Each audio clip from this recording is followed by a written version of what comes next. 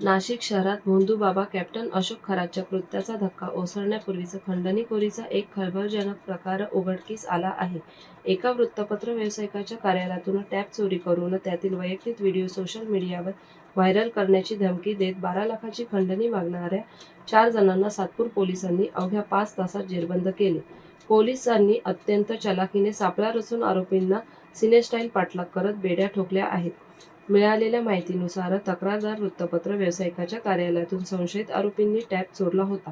या टॅबमध्ये फिर्यादीचे त्यांच्या मैत्रिणींसोबत असलेले खासगी फोटो, संवेदनशील व्हिडिओ फोटो होते. हे फोटो हाती लागताच आरोपींनी व्यावसायिकाला ब्लॅकमेल करण्यास सुरुवात केली. 12 लाख रुपये द्या, नाहीतर हे व्हिडिओ सोशल मीडियावर व्हायरल करू, अशी धमकी आरोपींनी दिली.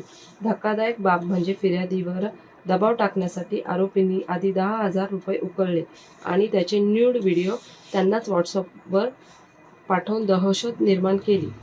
तक्रार दाखल होताच सातपूर पोलीस ॲक्शन मोडमध्ये आले. वरिष्ठ पोलीस निरीक्षक प्रकाश अहिरे यांनी तातडीने 2 पथके तैनात केली. तपासाचे चक्र वेगाने फिरवत असतानाच आरोपी आडगाव शिवारातील 10वा मैल परिसरात असल्याची खात्रीशीर माहिती पथकाला मिळाली. पोलीस आपल्या मागावर असल्याचे लक्षात येताच आरोपींनी पळून जाण्याचा प्रयत्न केला. मात्र पोलिसांनी सिनेस्टाईल पाठलाग करत 4ही आरोपींना 4ही बाजूनी वेढले आणि त्यांच्या मुसक्या आवळल्या. यात संशयित आरोपी आकाश पुंडलिक बकरे, प्रकाश रामदास पानपाटील, सूरज गवळी, श्रीपाद शिंदे यांना ताब्यात घेतले.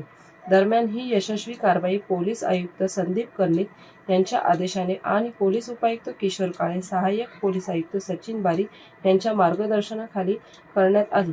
या मोहिमेत वरिष्ठ पोलीस निरीक्षक प्रकाश अहिरे, हेमंत तोडकर, समाधान हिरे, शंकर काळे, महाजन आहेर, खरपडे, दराडे, पारस देशमुख, महेश खांडबहाले, सागर गुंजाळ, सचिन आजबे, अमोल मोरे आणि सोनू खाडे या पथकाने मोलाची भूमिका बजावली असून याबाबत पोलीस उपायुक्त किशोर काळे यांनी सातपूर पोलीस ठाणे येथे झालेल्या पत्रकार परिषदेत माहिती दिली. सातपूर पोलीस स्टेशन अंतर्गत एक साधारण 2 दिवसापूर्वी आमच्याकडं अशी माहिती आली होती की या गुन्ह्यातला जो फिर्यादी आहे मूळ गुन्ह्याचा, त्याचं वय 63 वर्ष आहे आणि त्याला काही त्याच्याकडं काम करणाऱ्या काही लोकांनी त्याच्याकडचे एक हार्ड डिस्क होती, ती हार्ड डिस्क त्या ठिकाणी चोरीला गेलेली आहे आणि त्याच्यावरून त्याला ब्लॅकमेलिंग होते अशा पद्धतीने साधारणपणे प्राथमिक माहिती त्याने दिली आणि त्या माहितीच्या आधारावरती मग सातपूर पोलीस असतील किंवा आमचे क्राईम ब्रांच असेल त्यांनी एक काल रात्री एक जॉईंट ऑपरेशन केलं आणि त्याच्यामध्ये एकूण 4 आरोपींना आम्ही सध्या अटक केलेली आहे. त्या 4 आरोपींनी पैकी एक जो व्यक्ती आहे तो या आमच्या गुन्ह्यातला जो मूळ फिर्यादी आहे त्याच्याकडे तो ऑफिस बॉय किंवा त्याचा असिस्टंट म्हणून काम करायचा. साधारणपणे तो 2013 पासून वगैरे काम करायचा, बऱ्याच 16 वर्षापूर्वीपासून त्याच्याकडे काम करायचं. मध्ये त्याने काम सोडलं पण होतं, तर त्याच्यात त्याचा देखील सहभाग असल्याचं निष्पन्न झालेला आणि त्याने त्याच्याकडे काम करत असताना ही हार्ड डिस्क जी आहे त्या हार्ड डिस्कमध्ये काही ऑब्जेक्शनेबल व्हिडिओज काही महिलांचे आणि काही फोटोज असल्याचं ते निदर्शनास आले आणि ती हार्ड डिस्क त्यांनी चोरली आणि चोरल्यानंतर त्याला काही आर्थिक चणचणीमुळे किंवा इतर कुठल्या कारणांमुळे त्याने नंतर परत आपल्या मुलाचा जो फिर्यादी आहे 63 वर्षीय इसम आहे त्याला परत ब्लॅकमेल करायला सुरुवात केली. त्याच्यावरून त्याने सुरुवातीला एक 10,000 रुपयाची रक्कम देखील त्यांना दिली होती आणि परत नंतर अजून 12 लाख रुपयाच्या रकमेची त्याला मागणी होत होती आणि त्याच्यावरून तो पोलिसांना अप्रोच झाला. त्याच्यानंतर आम्ही एक डिटेल्स आपल्याला सांगितले की काल एक ऑपरेशन लॉन्च केलं आणि त्याच्यामध्ये एक ट्रॅक करून आम्ही जवळपास 4 आरोपींना पकडलेलं आहे.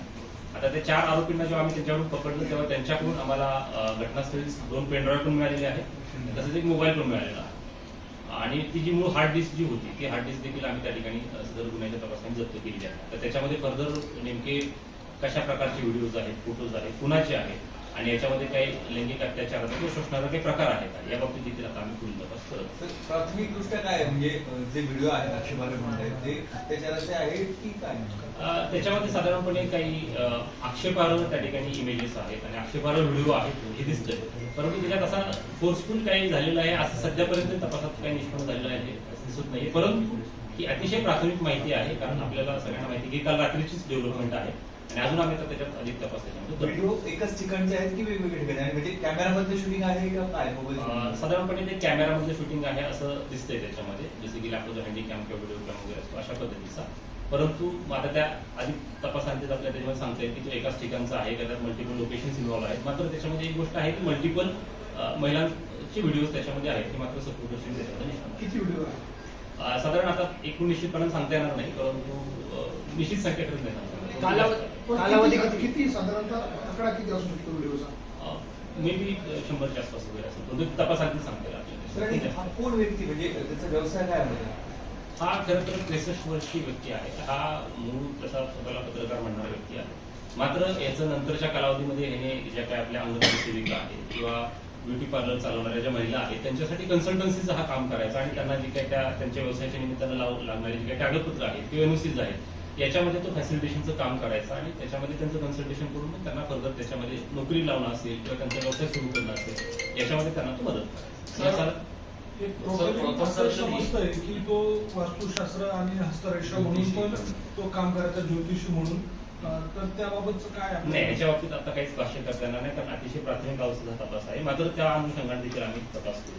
सर, प्राथमिक आपल्याला जी माहिती मिळाली आहे त्यानुसार फिर्यादी हाच काही या सगळ्या याच्यात सहभागी असू शकतो आणि त्याची पण चौकशी करायची असं काही आहे? नाही, निश्चित करा. मी जसं आपल्याला सांगितलं की जरी ह्या मूळ गुन्ह्यातल्या फिर्यादीला जरी त्याला खंडणी मागितली गेली असेल किंवा ब्लॅकमेल केलं गेलं असेल तरी अधिक तपास आणतात. याच्यामध्ये जेव्हा प्रत्यक्षात जर काही पीडित महिला असतील त्या जर का समोर आल्या तर त्याच्यामध्ये त्याच्याविरुद्ध देखील गुन्हे जर का दाखल झाले ते शक्यता आपल्याला नाकारता येत नाही, देखील आरोपी त्याच्यामध्ये होऊ शकतो. या प्रकरणात पोलीस सुमोटो या महिलांना संपर्क करून त्यांच्याशी संवाद करणार आहे, कारण महिलांचे आहे आणि संवेदनशील पण आहे. नाही, निश्चित करणं प्रकरण संवेदनशील आहे, त्याच्यामुळे याच्यामध्ये गोपनीयता बाळगून म्हणजे विशेषतः सर्वप्रथम तर माझं सगळ्यांनाच आव्हान आहे की याच्यामध्ये महिलांच्या सुरक्षिततेचा प्रश्न असल्यामुळे आपण सगळ्यांनी देखील त्याच्यामध्ये गोपनीयता बाळगली पाहिजे आणि त्यामुळे ती गोपनीयता बाळगून आम्ही याच्यामधल्या ज्या कोणी महिला असतील त्यांच्याशी आम्ही संपर्क निश्चित करणार आहोत. एक विशेष तपास पथक पण आम्ही त्याच्यामध्ये आमच्या अंबड डिव्हिजन मधल्या अधिकाऱ्यांचं, क्राईम ब्रांचचं आणि महिला अंमलदारांचं किंवा अधिकाऱ्यांचं आम्ही गठीत करत आहोत आणि त्याच्या आधारावरती तपास करून मग फर्दर याच्यात जर काही महिलांच्या शोषणाचा काही प्रकार झालेला असेल तर त्याच्या देखील व्हिडिओचा कालावधी म्हणजे व्हिडिओचा कालावधी कधीपासून कधीपर्यंत? साधारणपणे 2003 पासून तर 2024 पर्यंतचे व्हिडिओ त्याच्यामध्ये आहेत असं दिसतं सर.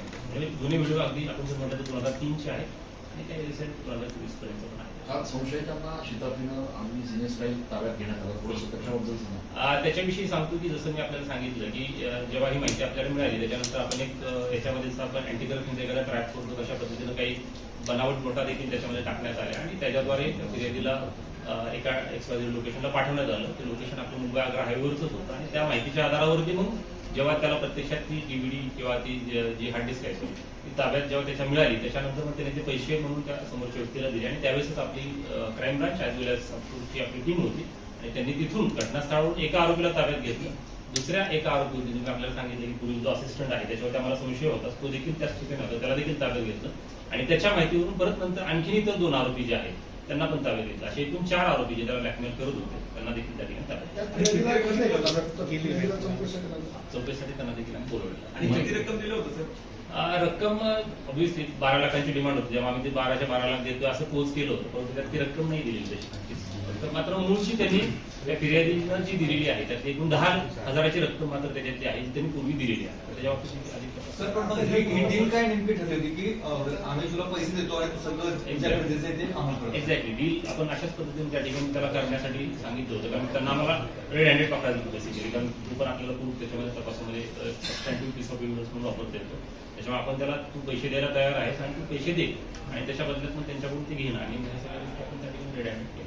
कारण आपल्याला इनिशियली आरोपी अनोळखी होते, आरोपींचा आपल्याला ऍसेच काहीच वेराबोट नव्हते, फक्त मोबाईल आपल्याला नंबर आपल्याकडे होता परंतु त्याच्या व्यतिरिक्त कुठली माहिती महिला किती होत्या सर म्हणजे या व्हिडिओमध्ये? नाही याच्याविषयी काही सांगता. आणि सर हे जे एकूण व्हिडिओ आहेत श्रीमंत शंभरून आणि व्हिडिओ आहेत अंदाज हे व्हिडिओ कोण काढले म्हणजे फिर्यादीने काढलेले आहेत की कोणी कॅमेरा ट्रॅप केला होता? नाही ट्रॅप वगैरे नाही, ते स्वतःच त्याने काढले. हो फिर्यादीने काय उद्देश? तरी कॅमेरा लपवून आता ते तपासाचं सांगता येईल त्याचा उद्देश नेमका काय आहे त्याच्यामध्ये फर्दर त्यांना ब्लॅकमेलिंगचा उद्देश होता का त्याचं बाबा नेमकं एक्झॅक्ट काय होता त्याच्याविषयी आता भाष्य करणं शक्य होणार काही व्हिडिओ व्हायरल केलेले आहेत? नाही. अजूनपर्यंत असं तपासात काही निष्पन्न झालेलं नाही. मात्र जे ओरिजिनली त्या हार्ड डिस्कमध्ये व्हिडिओ होते त्याच्यातून ह्या आरोपी जे आम्ही 4 अटक केले त्यांनी त्या ठिकाणी त्याचे 2 पेनड्राईव्ह आणि 1 मोबाईल त्याच्यामध्ये ते घेतलेले आहेत असं तरी सध्या निष्पन्न होतं परंतु ते देखील पोलिसांच्या ताब्यात आहे. सो ॲज ऑफ नाऊ तरी ते कुठे व्हायरल केलेले आहेत असं निष्पन्न होत नाही. पेनड्राईव्हच्या किंवा हार्डडिस्कच्या अधिक काही कॉपी तयार करून त्याने विविध ठिकाणी ते आता त्याच्याविषयी आम्ही तपास करतो. ते कारण अजून तर राईट नाव तसं काही निष्पन्न होत नाही मात्र व्हेरी इन्व्हेस्टिगेशन. संशयित आणि फिर्यादीमध्ये काही संबंध होते का पहिल्यापासून ओळखीचे? त्यातला एक जो आरोपी आहे तो आपल्या त्यातला जो फिर्यादी आहे त्याच्याकडे तो कामाला होता. जवळपास 7 ते 8 वर्ष त्यांनी त्याच्याकडे काम केलं आणि 2013ला पण कामाला होता. नंतर त्यांनी परत काम सोडलं होतं आणि परत त्याच्याकडे काम घेतलं. यांची काही गुन्हेगारी पार्श्वभूमी आहे? ऍज ऑफ नाव तरी काही असं निष्पन्न होत नाही. त्यांनी स्वतःच व्हिडिओ रेकॉर्ड केले म्हणजे कॅमेरा लपवून केला. आता तो लपवून ठेवला होता का काय, आता हे थोडंसं जेव्हा कधी पीडित महिला किंवा काय त्यांच्याकडे जेव्हा चौकशी आम्ही करू त्यावेळेस ते निष्पन्न होईल. परंतु ऍज ऑफ नाव तरी असं काही ते एकदम सीसीटीव्ही कॅमेरा वगैरे निश्चितपणे नाही ते इथं दिसतो. Sir Regular camera. महिला आतापर्यंत अप्रोच नाही अजूनपर्यंत नाही. आता